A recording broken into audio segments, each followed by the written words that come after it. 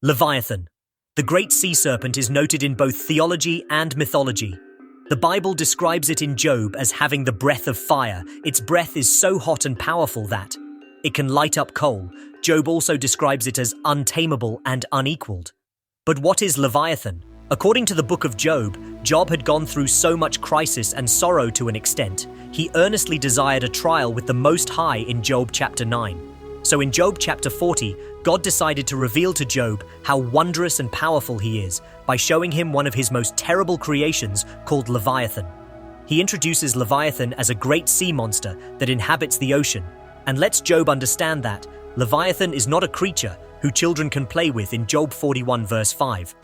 What the Bible meant by saying children cannot play with Leviathan is that it takes the great and mighty to enter the presence of the giant sea serpent. God further reminds Job that Leviathan is so terrible to an extent that it cannot be captured using harpoons or spears. One amazing thing also revealed about Leviathan is that it cannot be subdued by any man, which gives us an impression of how enormous and mighty this creature is. Though Leviathan is afraid of no one, it rather drives fear into the hearts of its adversaries due to its perilous state. So in Job 41 verse 10, God asked Job a very mind-cracking question that I think you and I should also think about.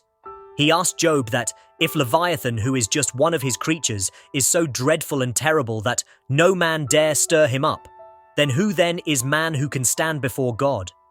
So in simple words, God was just telling Job that if he or any other man is incapable of standing before a mere creature of his, then how can he think of arguing with God, who is the creator of all things, including Leviathan?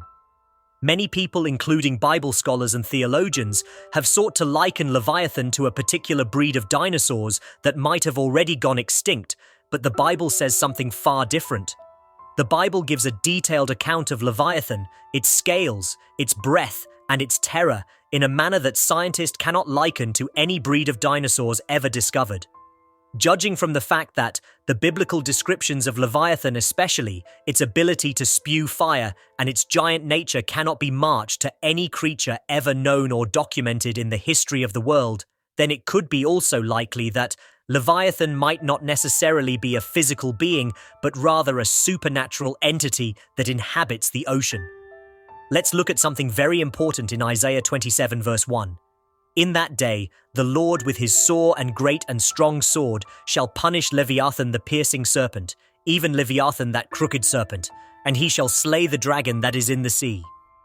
So here we can see the prophet Isaiah also revealing that Leviathan truly inhabits the sea just as Job did, and he reveals that Leviathan will be punished by the great and strong sword of God, which gives a first-hand impression that Leviathan could actually be a fallen angel, because we know fallen angels will be punished on the final day in the same order ascribed unto Leviathan.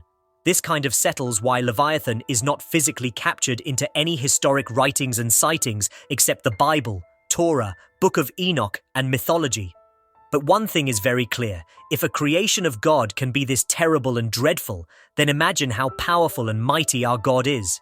If you believe God is wonderful, type God is wonderful in the comments section. Like this video, share it with others, and don't forget to watch our other videos. Shalom.